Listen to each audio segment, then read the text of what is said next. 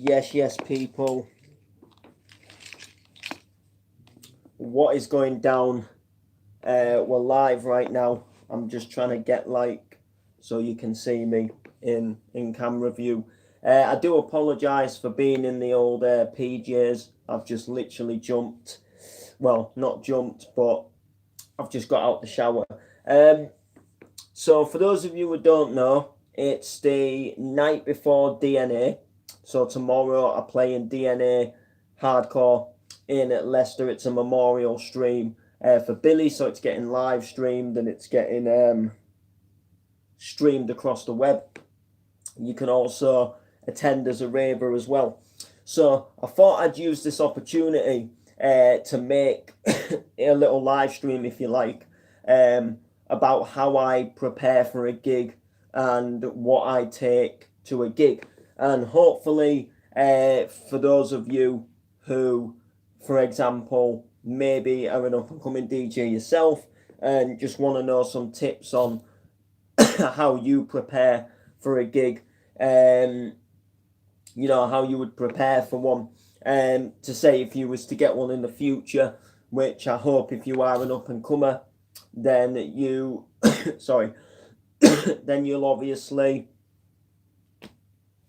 you'll be well prepared. So the main thing that I use is a man bag.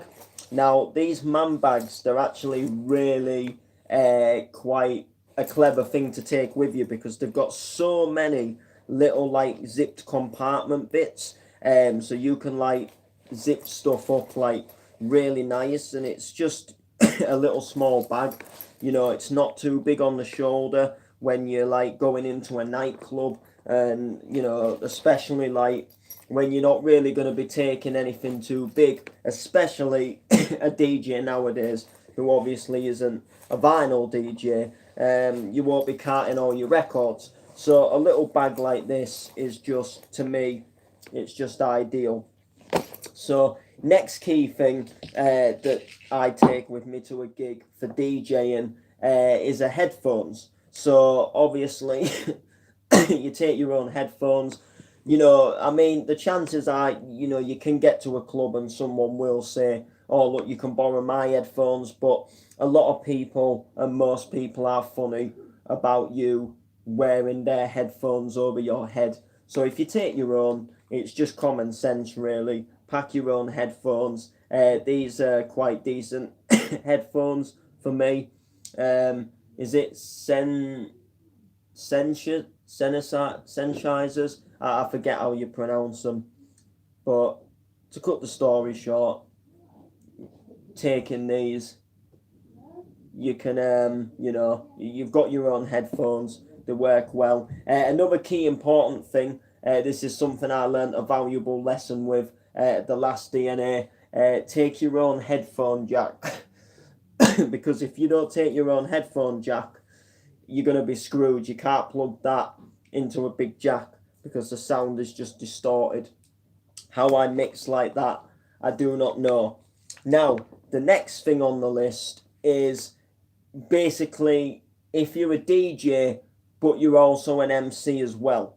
Now, I'm getting booked at this DNA to DJ and to MC. So they do definitely want me to MC. However, if you are a DJ and an MC and you're going to gig at a DJing event where there is MCs on, just to be on the safe side, take a microphone, because you might get asked to go on the mic, you might have to stand in for someone, or a guy might be on the mic and he might just say, come up and have a little spit, if he knows you're an MC yourself.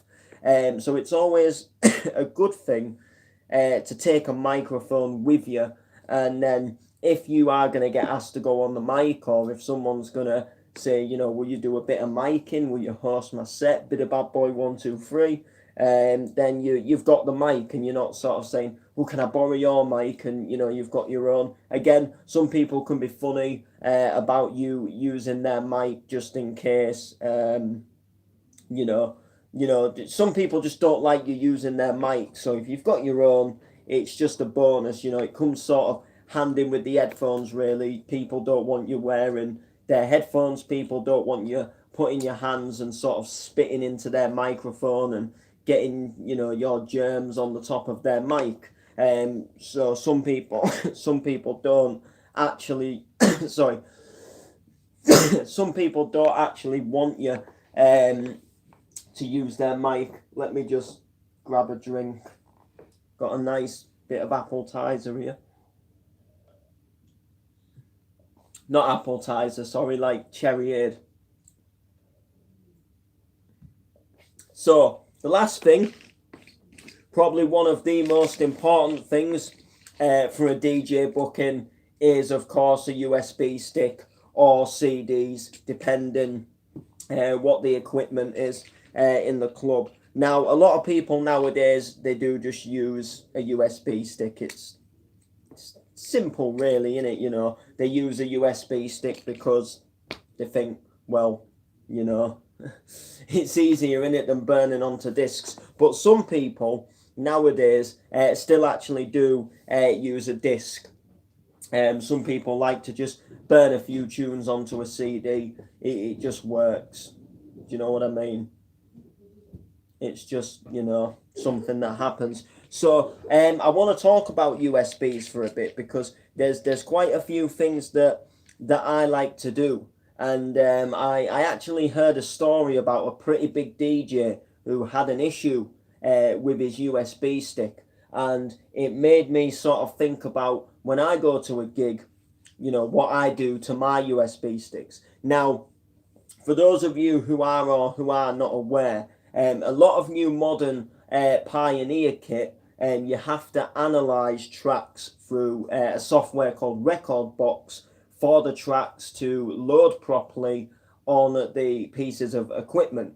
Now, if you don't analyze tracks, you can actually get a USB to load, but it doesn't give you accurate BPM counts, and you don't get the waves on the screens of the newer equipment.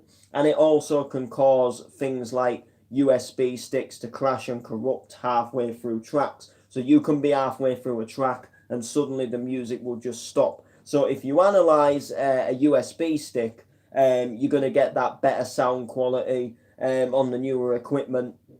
And it's just more of a guarantee that it will work. So I've analysed this USB stick here. It's got loads of files on it for sets that I'm going to be playing in nightclubs. However, minus this one. However, just say, for example, something was not right with this USB stick. So say, for example, I don't know, something had happened that I didn't know, and tracks had corrupted on the PC, and I didn't know beforehand, so I just think the USB is all safe and sound. So I go off to my gig, I'm all ready to plug it in, and I get there, so I plug it in, getting ready to load my first track up, and the USB stick's just loading absolutely nothing. And this is where the issue is. I guess this is where the issue can sort of be. So what I like to do is bring my spare USB sticks just in case. Now, this one is actually analysed as well. These ones aren't analysed because these are the ones that I use at home on my new marks that don't have to be analysed. However, like I did say before, the equipment will still read the USB sticks. You just don't always get an accurate BPM count, and it could cause crashes and corruptions, but they do still work to an extent. So if you turn up to a gig and you've happened to have a dodgy USB stick, if you at least have a spare USB stick with some, with tracks on, so that if what your original plan was that went to pot, you've got a backup plan. And I can't stress this enough, because a big DJ went to a massive booking on Sunday for the bank holiday for a hardcore night. He got to do his set, and his USB stick wouldn't load. It was playing up, and him being him, didn't have a spare USB stick. He didn't bring a backup. He didn't bring anything as a just in case. He thought everything was going to be hunky-dory. Now, luckily, there was a woman who was playing on the same lineup who actually lent him a USB stick and said, you know, look, you can use my stick and play tunes off of my stick. Now, luckily, he still did an absolutely amazing set. But the point that I'm getting at is he should have had backup USB sticks, or at least something so he could have played his music on. Or even if, for whatever reason, a USB stick corrupts, he should have at least printed tunes onto his USB, burnt them onto disk or something. Having a backup plan is key. So when I go to a gig, I always like to take my spare USB sticks, just because you never know. Like, if this one just wasn't working, at least I've got another analyze stick here. Yes, it might not have some of the tracks I originally planned to play, but the set hasn't gone to pot, and I can still make something out of the set that would make the crowd move. And I've got these as well, just in case I need them. You never know when you might need them. So that's basically the stuff I take with me to a booking. Now, there is like other things you can take as well. Like, if you're going on a long drive, then, you know, make sure you've got a drink and stuff for the car, that sort of thing. But to be fair, you know, I don't need to tell you all to get a drink. That's common sense. If you know you're traveling a long way, you know you're obviously going to get thirsty. But mainly, if you are going to a gig, USB sticks, microphone, headphones, headphone jacks. If you're being asked to take any equipment to a nightclub, if you've been asked to play an event, and the guy who's putting the event on asks you, you know, have you got a spare mixer you can bring? Have you got a spare CDJ you can bring? Then you've got to start questioning the event itself, because event hosts are supposed to be the people that sort that out. So if someone's asking you to take a laptop or take a mixer, you've got to start questioning, you know, are you in with the right crowd? And the reason why I ask this is because, you know, there's been times before where people have put events on and they've done it to scam people, and people, you know, someone who's just got his up and coming booking, he thinks he's on this mad lineup and he wants to do everything he can to make himself look good and stand out from the crowd. So the event host says, you know, have you got a spare mixer, or have you got a spare laptop? Would you be able to bring your laptop? We'll record all the sets and you'll get the sets first before anybody else. And you're thinking, well, I really want to be in with these events. I want to go as far as I can. So yes, I'll take the laptop. And then there's a fraud job done, or a rip-off, or the laptop gets broken or stolen. And it's all, you know, it's sort of, in some sense, it's your fault, but it's not your fault. Like, because, you know, at the end of the day, you're the daft person to take a laptop or take the equipment at your own risk. But second of all, you know, you've obviously been done over as well. So if anyone's asking you to take equipment, now, you know, that's where you've got to start thinking to yourself. But please be wary also that if you are putting an event on yourself, some small function rooms don't actually supply the decks. So if you actually rent rooms to do nightclub nights in, there's some in Hull, for example. There's one in, you can rent out Club Vega, and they won't actually supply the CDJs for you. So you do have to actually take your own if you are going to put an event there, but you can plug it into their sound system. So you can take your controllers, you can take your, you can take all of that stuff, but plug into their system. But obviously, if you're just on the lineup for an event, you've been asked to play somewhere, and they say, look, you know, will you bring a laptop to the event? Unless you like solidly know the guy and, you know, he's a sound guy, I wouldn't take any sort of form of like laptops or mixers. It's just common sense, really. But other than that, this is everything I would take to a gig. I've got my tunes to play. I've got my microphone for when I'm having a little spit on the mic. My headphone jack, like I say, I actually forgot this last time, caused a little bit of a problem when I got there. I've got my USBs, I've got spare tunes in case anything goes wrong. If a USB stick corrupts, I've got a spare one. You never know. Also, another thing I like to take as well is a phone charger. You never know if you're going to need to take a phone charger. That's another thing. And also, maybe a camera if you do want to get pictures of your event, but a lot of people just take the pictures on the phone anyway. But other than that, that is what I take to an event. Let me know if you go to events yourself. Do you take anything different? Is there something that I've missed off the list and you think, well, do you know what? Maybe Noble should be taking that to an event. You know, so let me know. Let me know what would you take to an event? You know, what's something that you like to take? And obviously, if I think it's something where I think, you know what, he's actually bang on right there. I should take that really.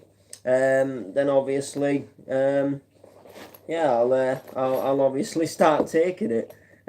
Now this is the only thing about these man bags is taking these putting these headphones in. I don't actually I used to have a little sleeve that these headphones went in, and I don't know what happened to it. So I just try and squish it into this bag. Not always the best thing. I will just note that to you because you can. There is a cause of like trapping wires and things like that. You know, if you trap the wire, you can obviously break your headphones, that kind of thing. But at the end of the day, that is literally what I would take to an event. So it's actually crammed into the bag, and it's all ready for me to go. I've got all my USBs, got all my headphone stuff. So the jack, the headphones, the lead. I've got my microphone. Now, one thing that you didn't see me take, which I actually forgot to mention, is a microphone lead. Now, I would recommend always taking a microphone lead. Now, there's a reason why I'm not taking a microphone lead. And the reason is because the microphone lead I've actually got, I don't know if you can see, but it's actually taped up. It's actually dodgy. So I wouldn't trust it in a nightclub environment.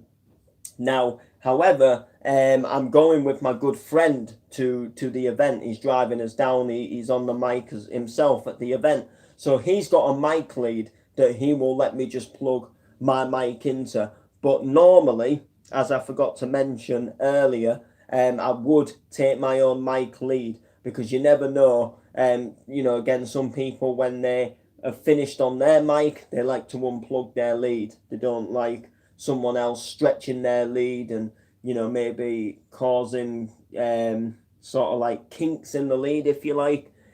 So usually it is best to take your own, but because I know I'm going with a close friend, I know he's got a new mic lead that he's taken, he'll let me just plug my mic in. Or he might even just let me end up using his mic, but I thought I'll take my mic anyway, just to be on the safe. You know, better to be safe than sorry. Scandal, scheme, saying whatever you wanna.